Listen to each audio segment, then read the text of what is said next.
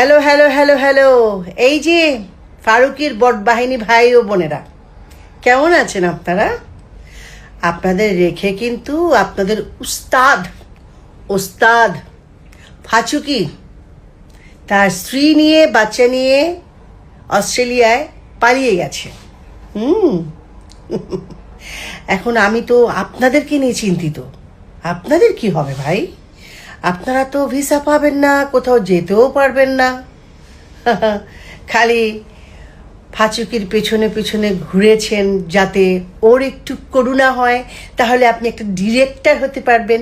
আরে বাবা, সংস্কৃতি সও তো জানেন না, আবার ডিরেক্টর!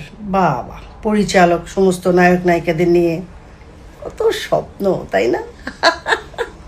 শোনেন, সে যে পরিমাণ ডলার খেয়েছে এবং লাস্ট 15-16 বছর যেই পরিমাণ টাকা ইনকাম করেছে, আপনারা সেটা দুঃস্বপ্নেও চিন্তা করতে পারবেন না। সে একটা দেশদ্রোহী, দেশপ্রেমিকের ভান করে আওয়ামী লীগের ভেতরে ঢুকে আওয়ামী লীগের সর্বনাশ করেছে, সেই সাথে দেশের সর্বনাশ করেছে।